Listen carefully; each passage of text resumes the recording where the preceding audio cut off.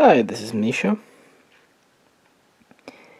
and seems like when I do these videos on Colts, they're pretty popular, so I thought I would do another one.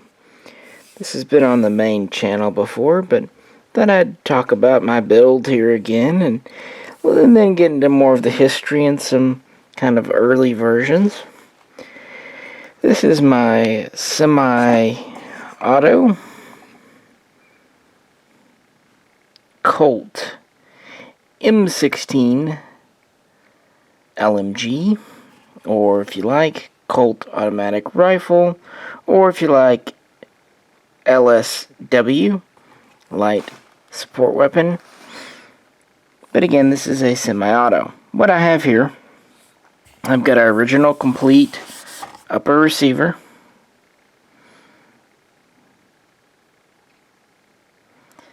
on a period correct late 80s, maybe very early 90s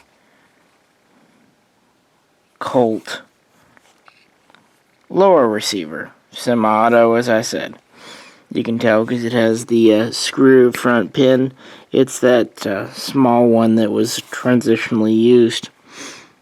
And I've got a period correct kind of early mid A2 pistol grip and an early A2 style buttstock on it. It also has the hydraulic buffer, but we'll get into all that.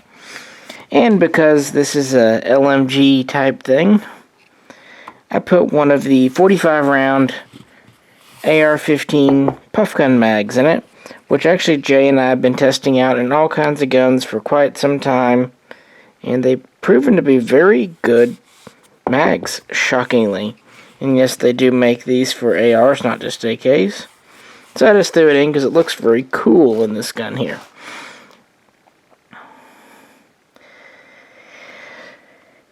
Actually, the whole idea of doing a light machine gun AR-15 dates way back to the beginning. When Colt purchased the AR-15 pattern from Armalite and firstly took control over it in December of 1959, they had plans and dreams of doing a whole family. They saw the modular potential, and they were going to do several guns based on the same platform, you know, changing out uppers and barrels and whatnot as necessary.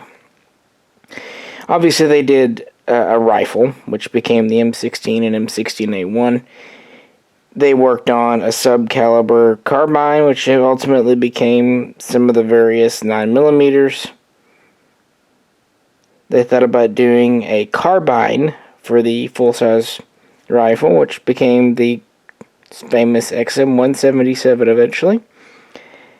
And then they had some variations on a light support weapon machine, a light machine gun. This is because in the 60s, the U.S. military was still using the good old Browning BAR 1918A2. But that was in 30-06, which was a caliber that was getting phased out. It was heavy, very heavy. It only had 20-round mags, and BAR mags aren't fantastic.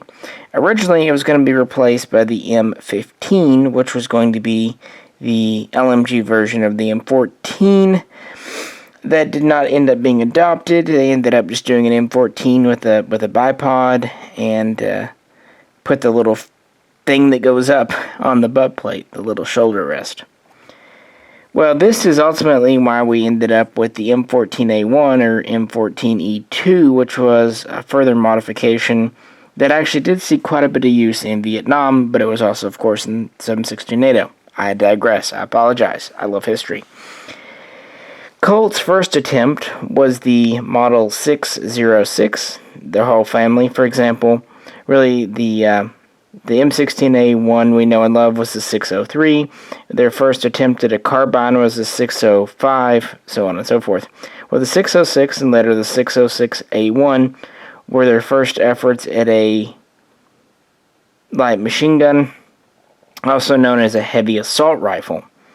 With these early versions, and there were several types, they would fire from an open bolt, at least in some instances. They could have a 3-way or a 4-way selector, and they would have a heavier barrel.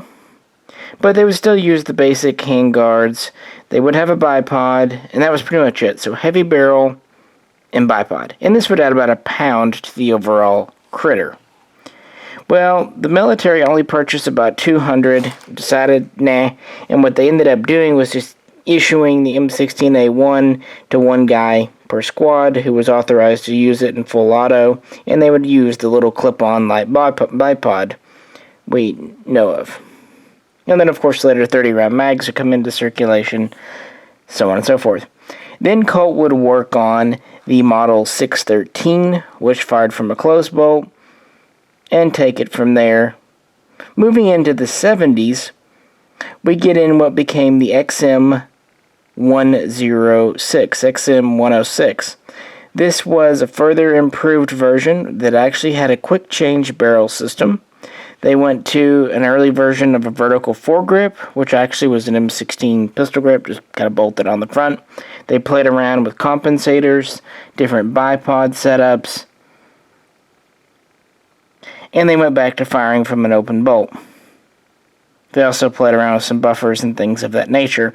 Well, the XM106, which really started to appear in 1977-78, wasn't adopted. It was used for trials in the SAW program, but what came out of that was the gun we all know as the FN M249.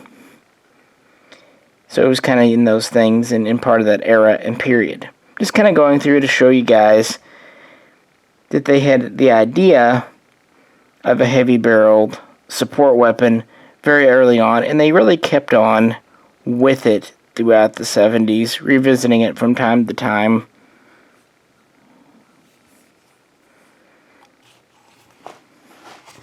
And the concept never really died. Alright, so with the history leading up to this gun, or rather its full auto support weapon variant out of the way, let's look at this one here in particular.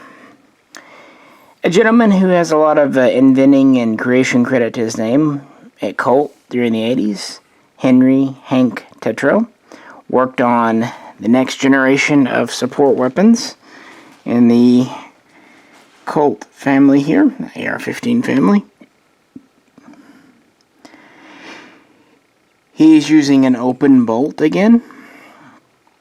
The gun he would design would be capable of firing in full automatic only.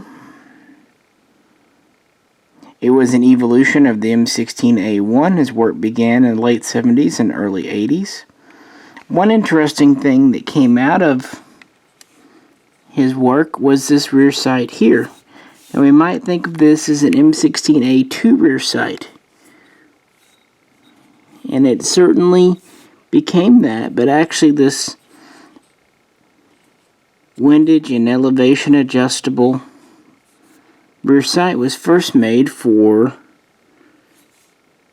the LMG. Notice, because it is an open bolt, we don't have a forward assist. We do have a brass deflector because it's the 80s. What they would go to would still be a 20-inch barrel, but much heavier, even heavier than the earlier ones. This thing is up to an inch thick at spots. We also went to a thicker gas tube in here.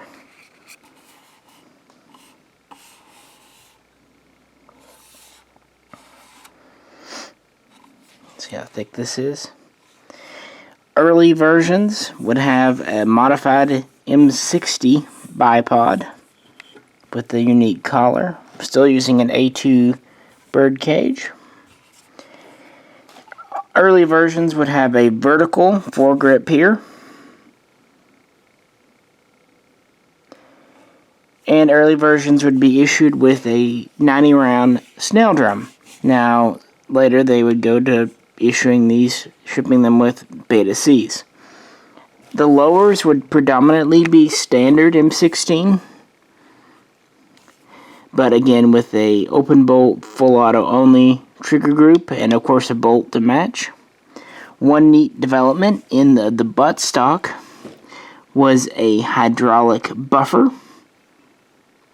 And this wasn't actually from Tetro. This was actually from the gentleman, Silsby. And this whole hydraulic buffer was to keep the cyclic rate stable, reduce felt recoil, just kind of smooth things out. In open bolt, full auto, these various guns over the years would go anywhere from 600 RPM to about 750 RPM. So a pretty standard, steady rate for what they were used and meant for.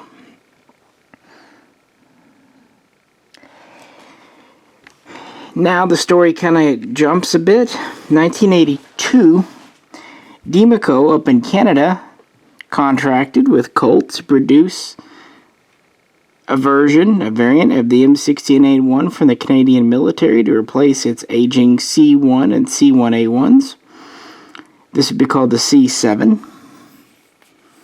Well, down in America, even though the M16-LMG was ready for prime time, Colt did not have the capacity or desire to manufacture it, so this design started to be shipped up to Diemaco in Canada, who put these in production in early 1988. The Colt model number would have been 750, Model 750. And the production model was this here. A few changes were made. We went to this purely vertical pistol grip that's very tubular and wide. We have this folding carry handle. See it here? You can also fold over to the other side if needed. We have these two-piece square handguards. What's interesting about the carry handle and the foregrip, they're a unit that is actually pinned directly to the barrel and are not attached to the handguards. So you can pull the handguards off and these are still pinned on. So they're very stable and secure. The handguards are literally just there to guard against the barrel's heat.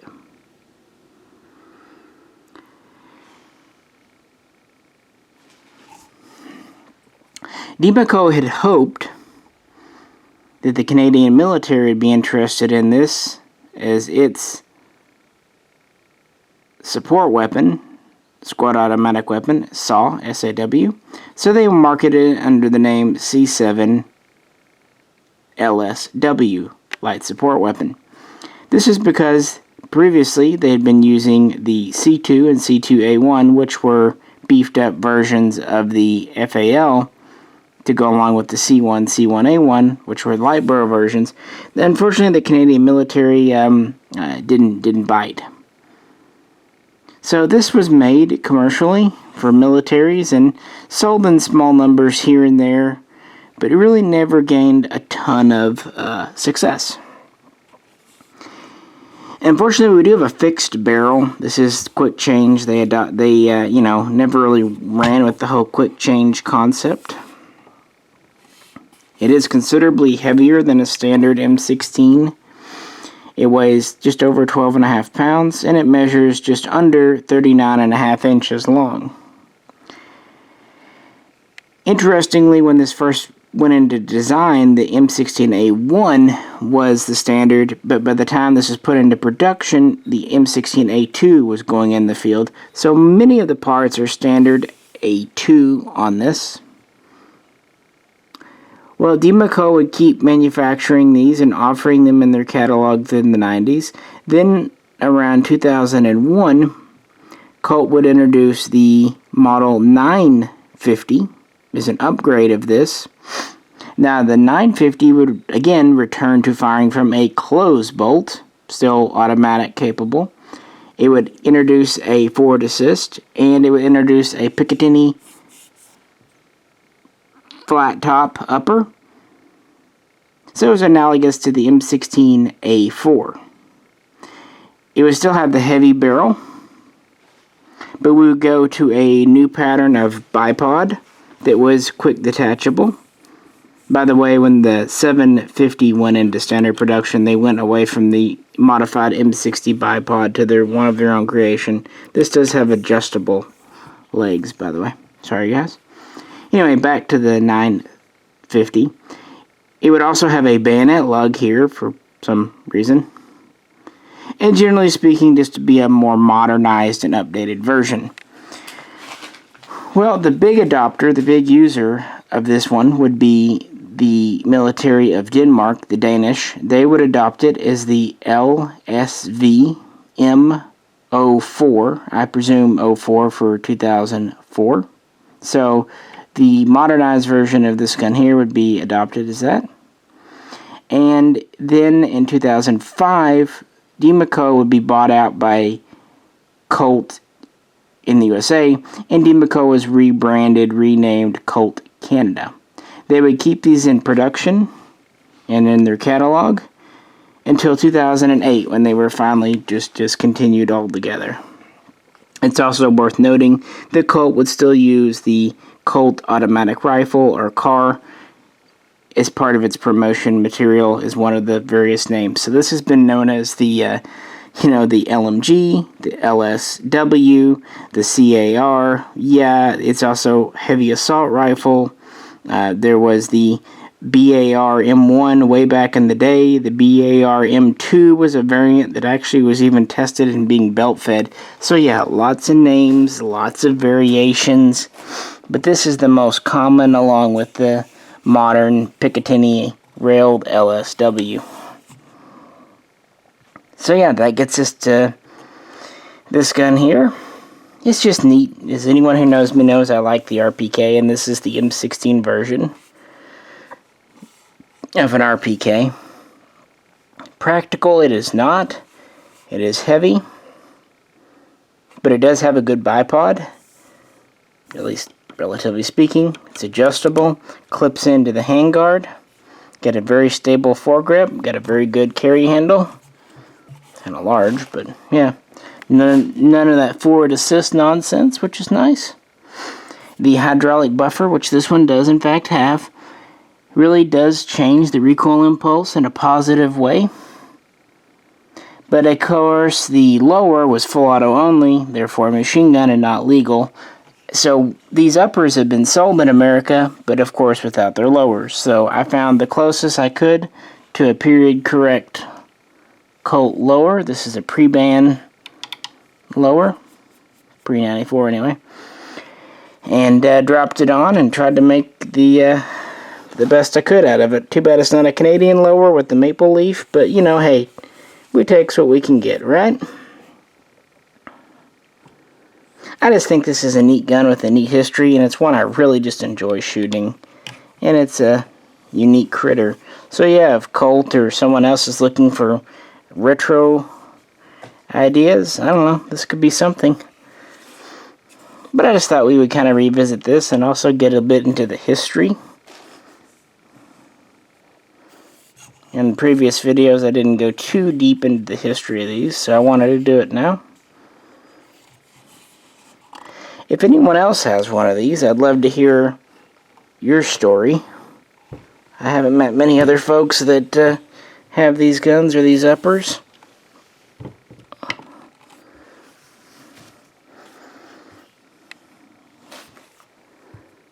Any questions or comments? As always, I look forward and welcome them below. And if you could, please like, share, subscribe, all that good stuff that everyone on YouTube appreciates when you do. Well, this is Misha, and I will catch you next time.